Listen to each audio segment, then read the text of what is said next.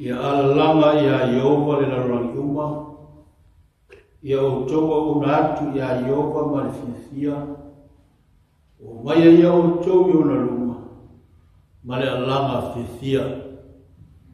O le vi inga ma le whaafitai. E foi na walea i le atua. Whaafitai no na alofa mo na agalelei. Tai mai no tō soifua mo le tātu ora. Lea foi u whae o tātou fisilwhai. I lunga o le. Pe au o le ea. Whawheroia tulea i le. Sunga le taitai a ao i a pasta ui papu ma le whalitua i a tiara mese le mamalo le no whaalo malo le soifua. E ngata foi leo le komiti. Ia e te inane foi ia sunga i taitai tāga ruenga ese mai lei tū ma lei tū. Ia male mamalo o tāga ruenga ese. Mai lava i e mātutua. Se ia o i se toi tamu o le ngā ruenga o hao. Whapitoa foi le whawheno i atu. O foi mai e masani o mawhai o le whaafonga pe. I le nei whasana launga. I lungo le ea. Ia, whawheno i atu, whapitoa i atu. Tau, ni swafa mani malo, Jesu Keriso, te whapea tuai. Ta lofa lava. Wa iai se pese whapitoa o saulia. Le au whai pese te tala i nai saulinga le nea fiafu.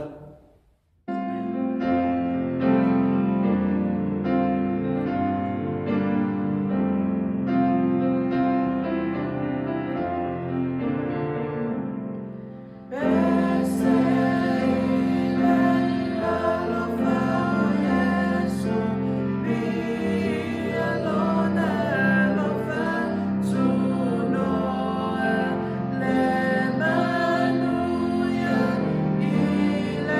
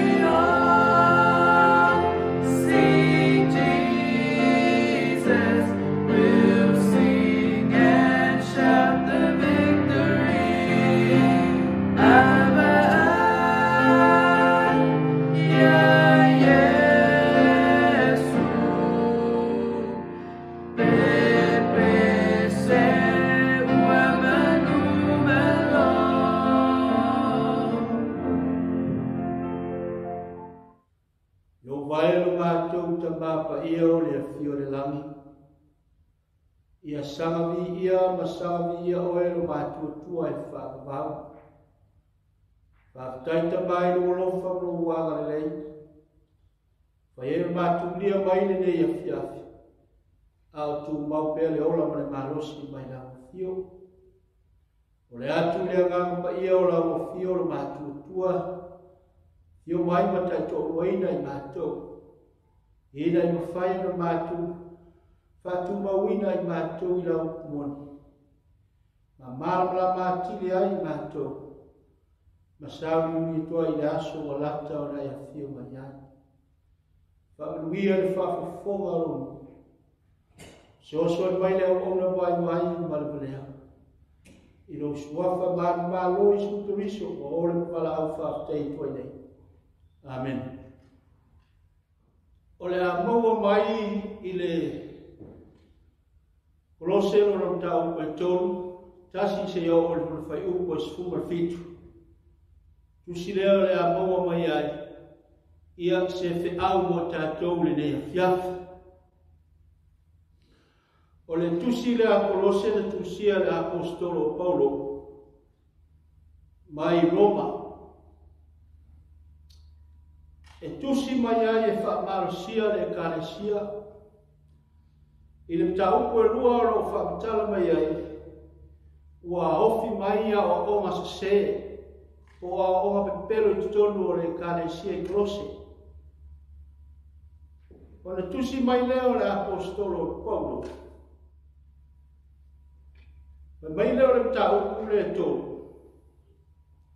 O le tusi lea e whamatala ai, pe whaatonu ai, ma whailoa tua I a Kolose.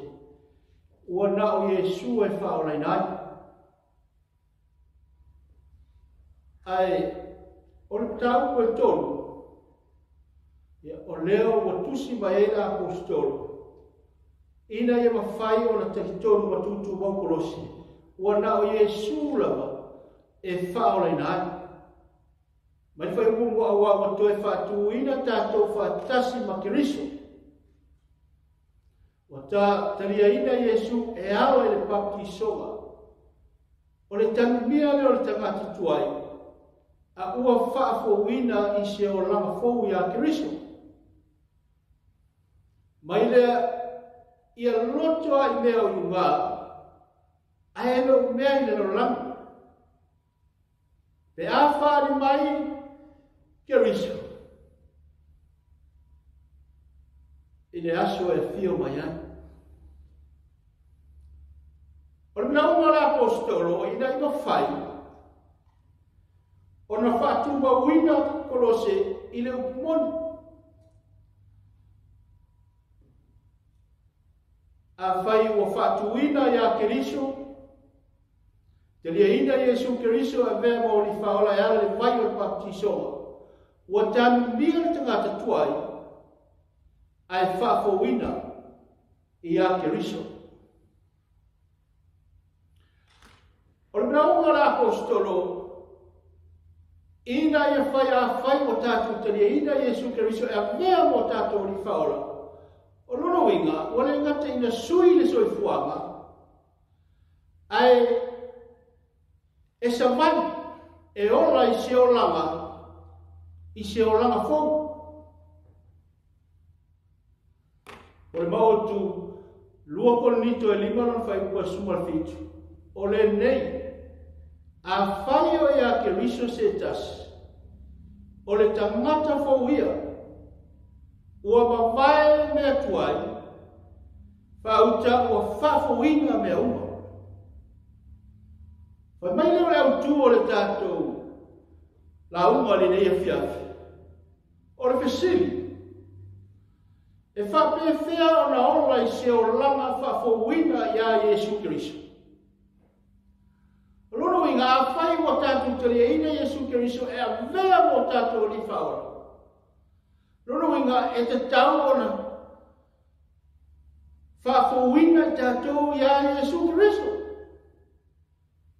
Mai lor fisi de whape whea o na ola I se o langa whafauina I a Yesu Keriso. Mai leo mai mua mua.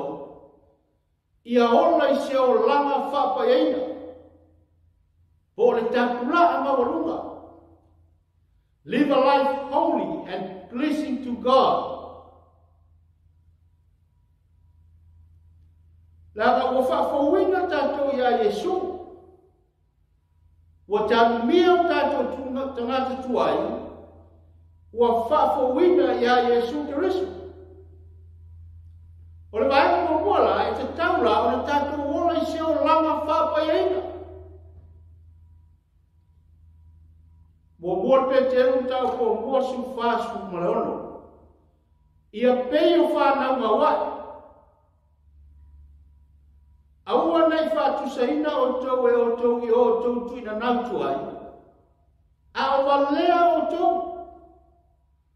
Nono ina o le whāngau mawai, o le pay attention. O se mea o nau iai. O se mea o e ai iai. Whānau mawai. Aua nei whātusaina o tau I o tau tuina nautu ai. A walea o tau. Nono inga. Aua nei toe ola tātou se o langa vai sa ola. A ua ola I se o langa fōu. Ai pei ona pa ia o ia. O Yesu Keriso. Na ia wala wina o tau. Ia whaapea foi o tau. Ona pa ia a o tau wā mea opa.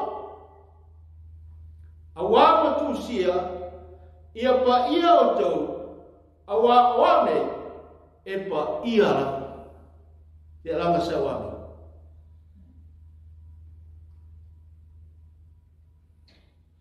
Maina whai upo e lima. Ia whasi o tia o tau tutino, oi le larangi. Ea? Te luai ona oe o whaafouina ia Yesu Keriso. Whai mai nore apostolo Paulo. Ia whasi o tia o tātou I tūtino oe le larangi.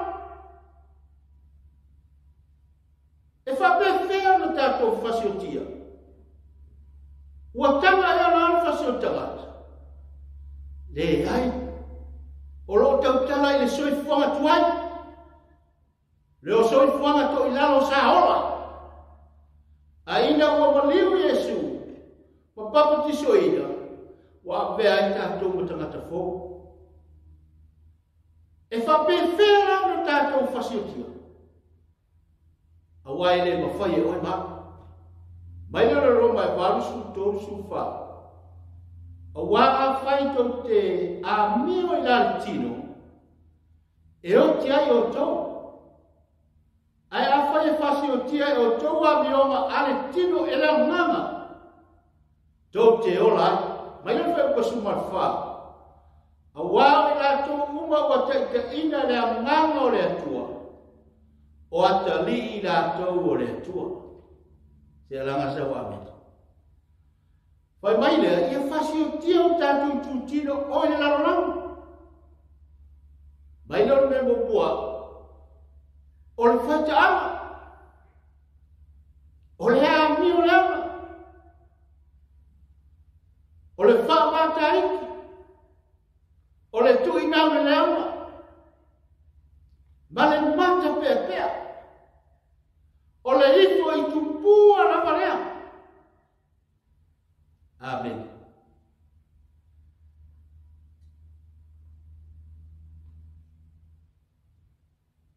Mai, o le api o le. Au tātou whātantari atu. E ao ina tu e sea. E ao ina whasiotia. E whasiotia e le anganga o le atu.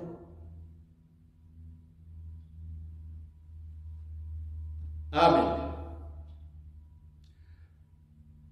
O mea ia, e o mai ai le toa sā o le atua. O tau foina o tau sāma wali ai fo ia na mua. A o tono nofo ai. Mai na whain koe wali. A o ona po nei, ia tu ese ai o tau, o nei me uma. O ame uma.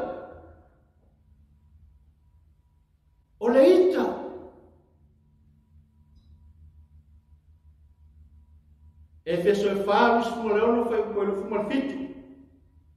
Whai mai a e ita. Aua ni ngoto le lao e ita. Aua e te anga sala. O le mafu anga a e ita. E te toi nofo le leilaro. Ma maha whau whau. Mai lo le Efeso e whāru furono. A e ita. Aua ni ngoto le lao e ita pe aua e te anga sala. Whai mai lo whai koe le suma fitu. Aua e te tuuina. Se whanoa i ni ti apono. Lama aho ina ofi ma ti apono i atu ema. O na mole tātou le lotoita. Lama o tātou. E tau sanga, sifu tau sanga o rai a ita. E tua le tunga mau o rai a ita. A whemei o le ita. O le amsana. Lua, o le lotoa. Ea? Ia tua se ina tātou le lotoa. Roma lua whai upo e vana. O le whina wale. Ea, o le whina o le vana. Pe mai ele ngā wai le upu moni. Ai ngā wai le a mio le a. Lotoa. Tolu. Le loto le ama. Ea? O le loto le ama. Mata i o sumara lua whai pa tonu lima si taimeo a se sua i whemai. E au mai le tangata a mio le lei. Mea le lei e te uno na loto. A le tangata a mio le ama. Na te mai o mea le ama. Ma te uno na loto. Amen.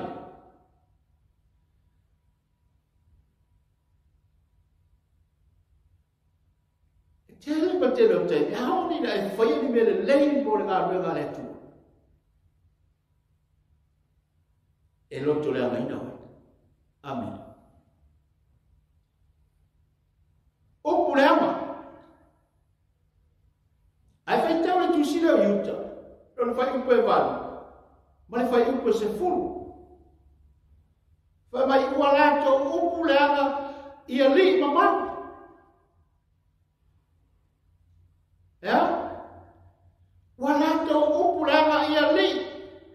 Maha li mamanu. Whai mai le whai upo se furu. Whai mai ua lato upu le anga. Ua wha tusaina i lato. E wha tusaina i mea ola, e le ahi ni mai whau. Eo. O e upu le ama i e mamanu, o e pa ia. Ea, e wha tusaina, e wha pei o le mea ola, e le ahi se mai whau. Amen. Upu mata ngā i o tau mutu. Ea? Upu mata ngā i o tau mutu. Upu e oti ai le ngana. Upu e oti ai le tasi o usu. Mele e fesole e whāru sumalinga. Aua ne i aluatu se upu le anga ai o tau mutu. Nā le upu le lei. E atina e ai mea o ngā. E tupu ai le lei. I e whanongo i ai. Se alanga sa wame. Nā o oi. Ma ua vea matangata fōu i ai Jesu Kiriso. Nono winga. Aone ina whafo una tātou i ai Jesu Kiriso. Tātou te leto e whaia se upo. E oti ai le angama tangata. Ai tātou te whaia upo ina i ātia e ai mea ngā. E tupu ai. Le lei i e whaalongo longo i. Se alanga se wame. Amen. O o le tau pelo. Amen. Efeso 5, luas kumalilima. Tau tala wha maoni, ile tasi. Lo tau tala te tonu le kare sia le atua. Ele te tau ala tua me pera lesi. O nisi taimi. E pupula mai lava, o foma le fefeu, ai pe pera le toa ina. Pe pera le te akon. E sa obesi.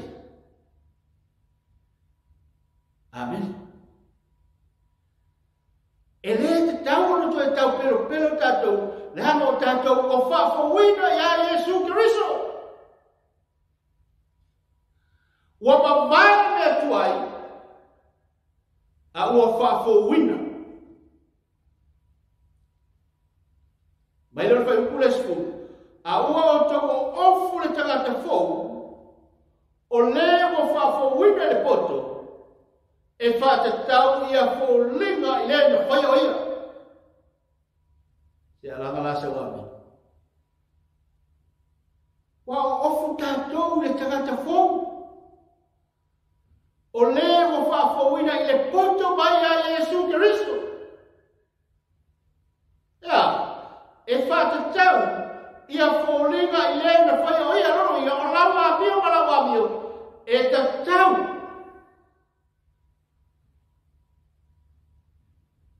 ia fōlinga i lena whai o ia. O lea mai a Kiriso, o le tangata fō ia. Mai wai ngai lua. Ina wa mea wai ma tangata fō ia Yesu Kiriso, wa suia a tōno so i fuamara ora. Ona e ma fō whau lea i mea unga. Mai lor? Wai ngai lua. Ia e roto lawa i mea unga,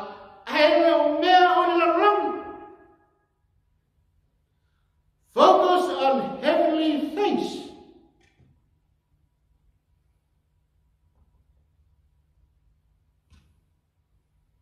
Alora winga. Aone na e loa le ile finangalo le tua. Ma ua suia atono so e fuomola ola ia Yesu Kiriso. Ele te taula ona to e ofu tatou i ofu tuai. Ai ofu fōu mai a Yesu Kiriso. Mai lor bata yo ono tonto, a ia o tōmu ai sa ili na malore atua, malana ami o tōnu. Ona whao popo ina atu lea, o ia mea uma i ate o tau. Amen. O alau fwe ofu o tatu. Ia o ofu i le ofu le arofa. Loving attitude. Tono inga. Hola i se o langa arofa. Amen. E tolu e tu inga arofa. O le felia love between friends as close as family. O inga. E te alofa i ango. E te alofa i tangata o lo wai. Ai ante me o mai. Sa besi. O le eros love, romantic love between a man and a woman. O ina o le alofa lea. E o se alofa se whawhinga wo. E te alofa le ta mai le tina. Se ranga sa wami. A o le alofa le mana le apostolo Paulo. E alofa le ekalesia. O le alofa o le tua. God loves unconditional love. Le te ua tatou le akape. O le sacrifice for others. O le alofa le na o mana le apostolo Paulo. E tu toi te tonu o Kolose. Kolose le tino. Ma Kolose e whare mama. O e mau vai taulo tato ia. O le alofa na e mana le apostolo. E tu toi te tonu o le ekalesia. O le alofa na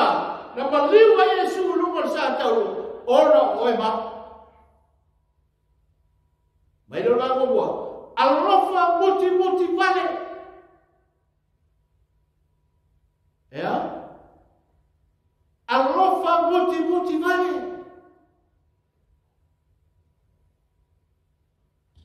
Ole ama le lei. E te ama le lei atu e hita mai atu ai.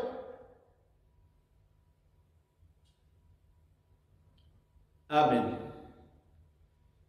E te ama le lei so se tas. E ama le lei ai lesi ai. O lesi e karesia.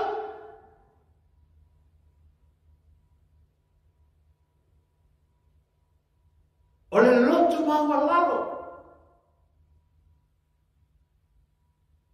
Aisea, e te tele tua i e wha mawaluma. Ai fia le tua i e lotu maulalo. Sea laka sa wabe. E hama malu.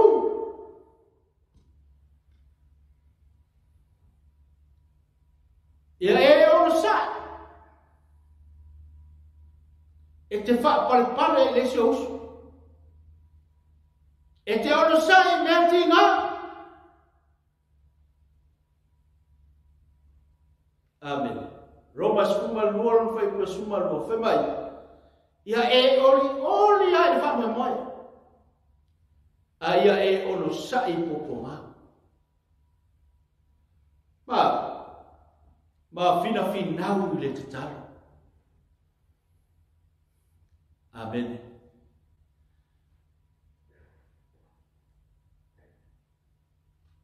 O le fatua amata poponga.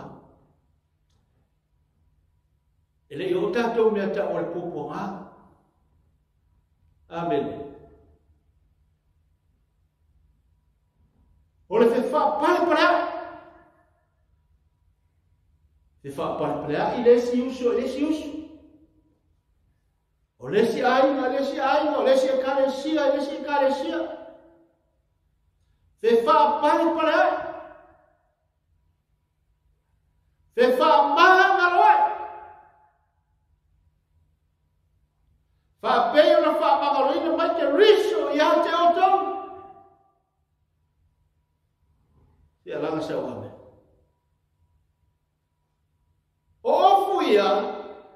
E manao le apostolo Paulo, por finangalo le tua e ofu ai nana whanau.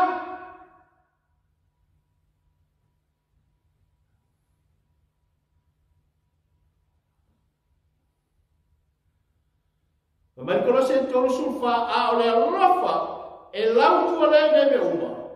O le fusilea e ato ai ona le lei. Ia ne whawhai koe fitu whai i wang. Mai ne au pele ia o tau whehal whani. A wā mai ne tua na rofa. O i lato uma fui o e a rofa i whanau mai lato mai ne tua. O i loa fui e lato ne tua. O se le a rofa. Ua le i loa e ia le tua. A wā o le tua o le a rofa la maia. Alofa moni. E le o le alofa le moni. Roma suma lofa i koe iwa whamai. Aua e te whaatanga alofa. E a o tupu tono le karisia. Ai o le alofa le mana o le tua. Mana o le apostolo Paulo. E alofa i le karisia. E wa fō mai. O le alofa o le whaifeau. Whapoko mai a lofo le tō inu malo na aina. Whapoko mai a lofo le te akono malo na aina. Whapoko mai a lofo o e mātua tono le karesia. Whapoko mai a lofo o le whanau, o le utango. E fusia i le karesia. E whiusa tani e loe. E le mawhaesia. Ua tasi le alofa. O le mea mai, le sao ma le fili tono le karesia le atua. Le ago kau le isi alofa. Amen. A o le alofa fai lau tua le ne mea o le fusi lea e ato atoa ai ona le le. Pasolo, vai alo tonu. E le ngata i lea, o lewa ia Keriso, o le tangata fo ia, wa ia au atu i le tua, e ala ia loto whaktai, thankful heart. Amen.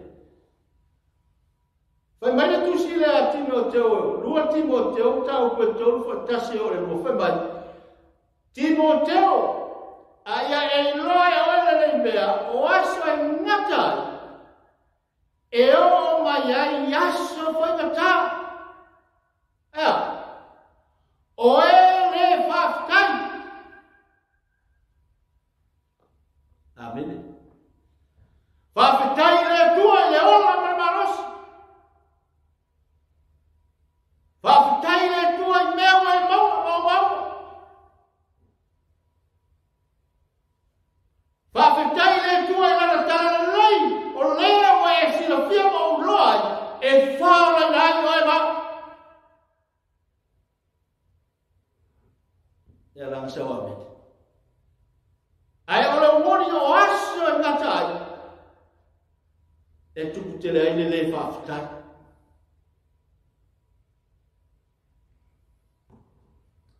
Thankful for peace of mind. E te whawhitai le tua ine while mu. Verses 15, fa mai pula tua ine while mu, mai le tua, i o tau roto. Mena ahone ina lea matangata fau ia Jesu Keriso. Por ara mesi fea, e while mu alo alo. Gere po polas me aisia, lea e te sila fia le rei le tua.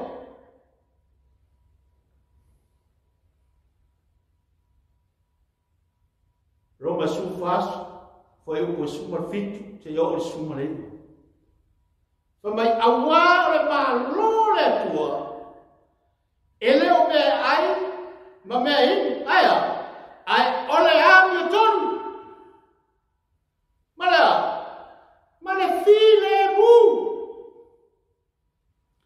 Ma le ori le amano pa ia.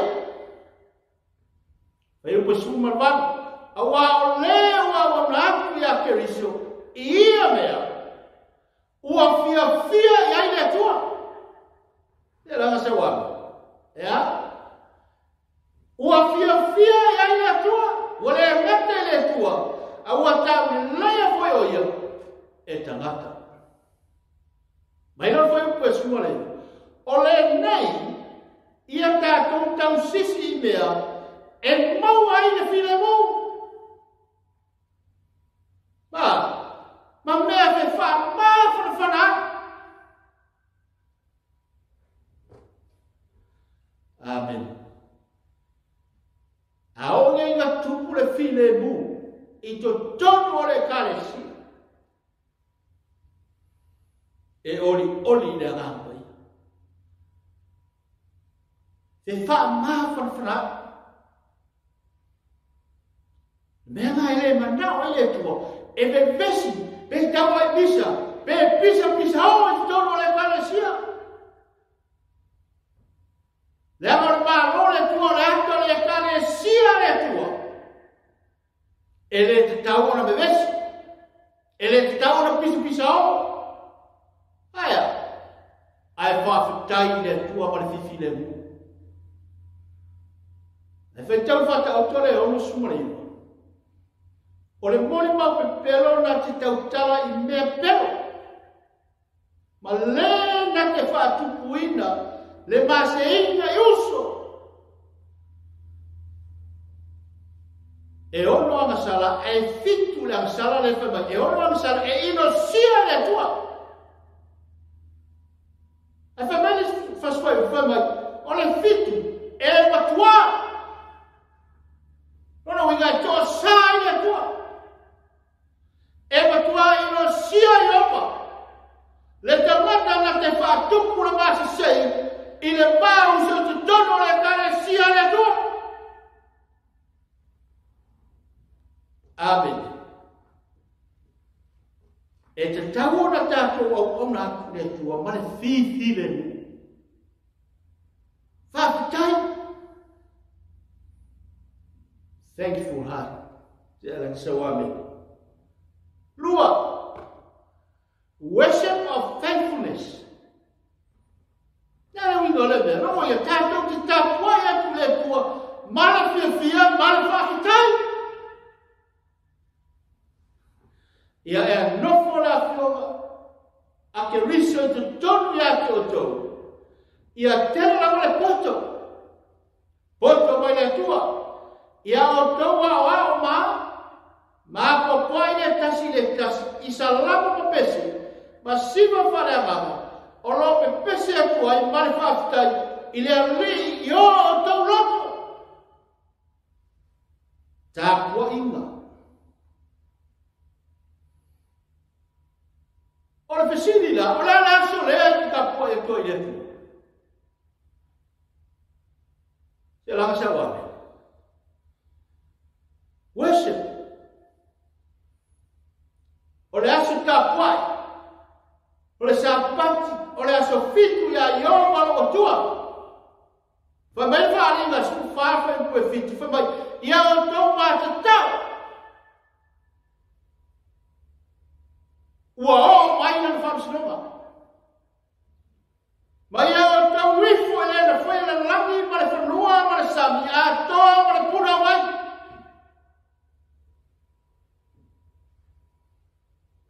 O la winga la pule o le ifo e na whai. O le aso i te kāpuai e tua i le tua.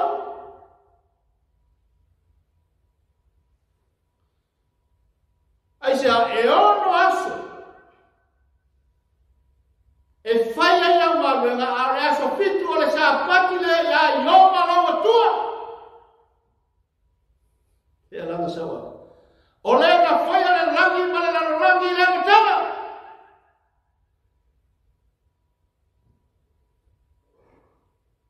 Amen.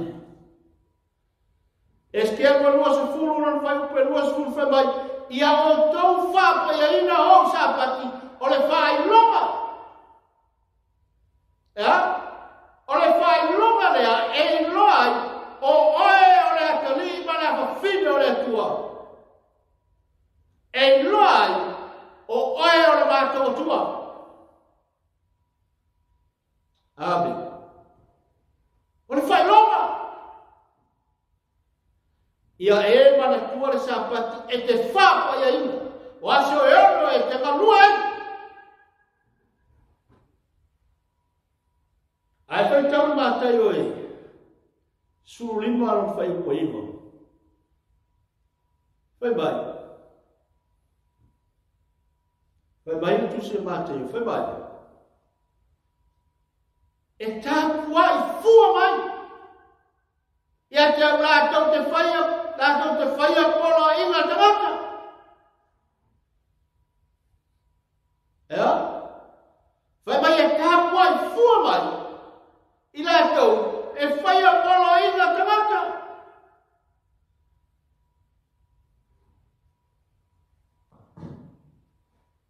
E lua polo inga i hōma no tātou tua. Mare polo inga te mata.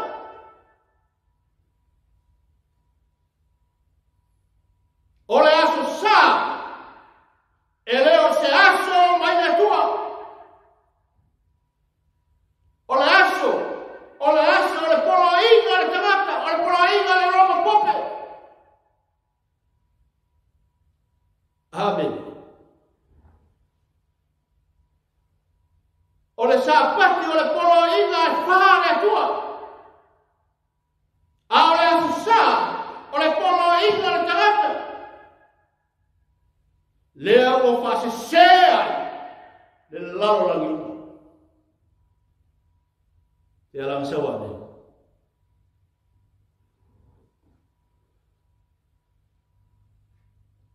E ao maa papua ia i tusi pa ia uma.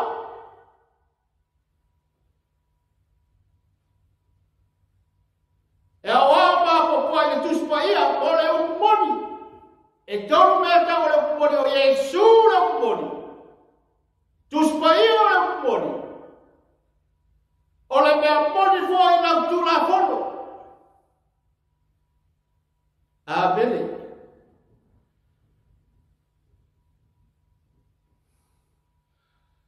O pese whalanganga. O siva whalanganga. O lope pese tuai. Ma whawhetai le rira o tau a tua ma o tātou roto atua. O le ka puai ngā tātou ti tā puai e tuai le atua.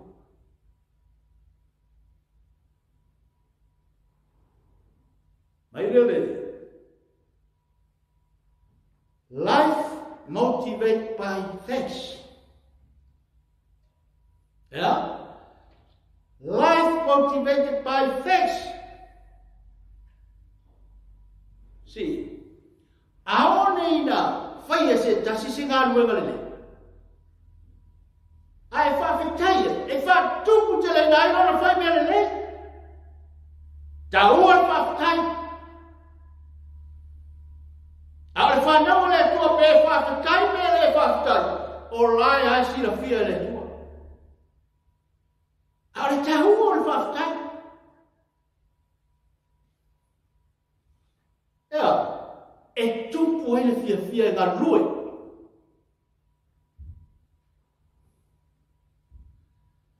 Ngā rue fia fia ma whawhetai le tua. Whamai lea le whai posufi. O mea ma whai tau te whaia le tau talatala. Hore a mio, ia whaia malama ia mea i le suafo le rio Yesu. Ma le whawhetai le tua le tama e ono o ia. Se arama sa wane. O mea malama tātou te whaia. Tātou te whaia. Tātou te whawhetai ai le tua. Ma tātou ni via. Life motivated by faith.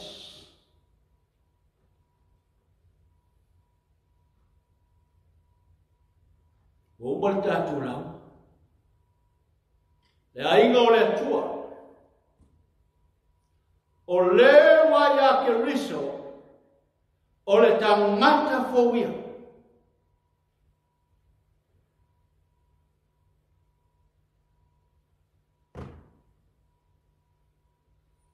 Au tātou whātautari atu e aso e whio mai anu tātou tai. E au na tātou wola i seo lama whāpai aina. A loving attitude, a lofa muti mare o le tasi i le tasi. Ma hola i seo lama whātai le atua. Au auna male loto fia, male whātai le atua. Mai lalo fai upo e wha. Pe a wha mai te riso o tātou ora. O na iloa i le o tau wha tasi mai a i le manuia. Amen. Ja? Ola se o langa wha ko ina. Alofa muti vale. Au auna ma le loto fia ma le wha tai le tua.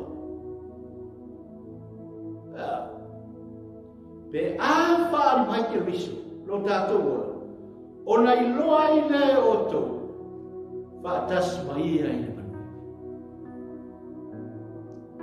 I le suafo Yesu. Amen. Lo vaero mātou ta mapa ia o le awhio le lama. E vi ia lama oe no mātou tua. Whaafteita mai la upuri le ia fiafi. Malusia o lātou whina ngaro mo mātou roto. Mātou whātaritari a kuai. O wā ua lata le aso e te whio mai a. Whamanuia e whaafonga anga ro. Whaateita mai lo whaafonga mai, whaatai lo tari mai. I lo suafa mai malo e su kariso. O ore mala au whaatai toine.